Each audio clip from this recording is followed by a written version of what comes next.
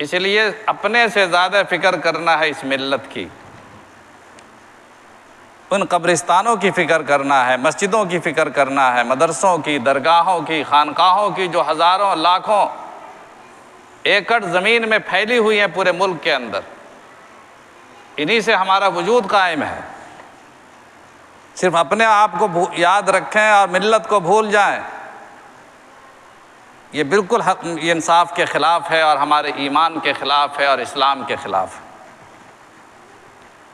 تم شوق سے کالج میں پڑھو، پارک میں پھولو، تم شوق سے کالج میں پڑھو، پارک میں پھولو، جائز ہے غباروں میں اڑو اور چرخ پہ جھولو، جائز ہے غباروں میں اڑو اور چرخ پہ جھولو، ایک بات رہے بندے عاجز کی مگر یاد، ایک بات رہے بندے عاجز کی مگر یاد، اللہ کو اور اپنی حقیقت کو نہ بھولو۔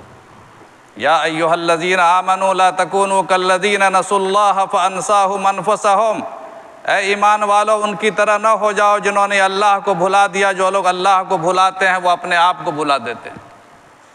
اللہ کو بھول جانے والی قوم اور اپنی ملت کو بھول جانے والی قوم دنیا میں کبھی زندہ نہ رہی ہے، نہ رہ سکتی، اس کا حق ختم ہو جاتا ہے، وہ مردہ ہے۔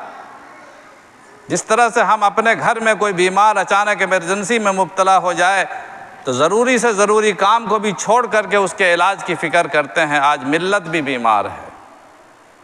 آج ہمارا اجتماع، ہماری جو معاشرتی زندگی ہے وہ بیمار چل رہی ہے۔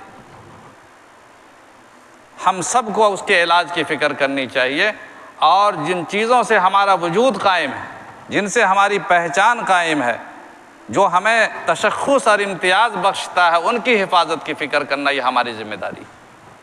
اسی لیے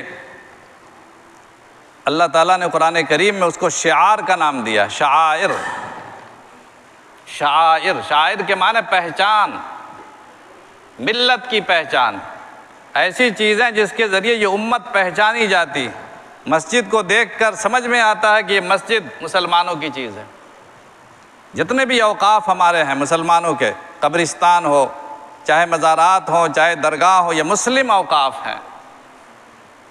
ان کو دیکھ کر اللہ کی یاد آتی ہے، اس ملت کی پہچان ہے۔ جس گاؤں میں اگر کوئی مسجد نظر آتی ہے تو معلوم ہوتا ہے کہ اس گاؤں میں مسلمان بھی ہیں۔ کوئی قبرستان ہے تو اس کا مطلب اس گاؤں میں مسلمان بھی بستے ہیں۔ اگر کسی بستی میں کوئی مسجد نہ ہو، کوئی قبرستان نہ ہو تو آپ کیا سمجھیں گے وہاں کوئی مسلمان نہیں ہوگا۔ ہمارا وجود ان قبرستانوں سے جڑا ہوا، ہمارا وجود ان مسجدوں سے وابستہ ہے، ان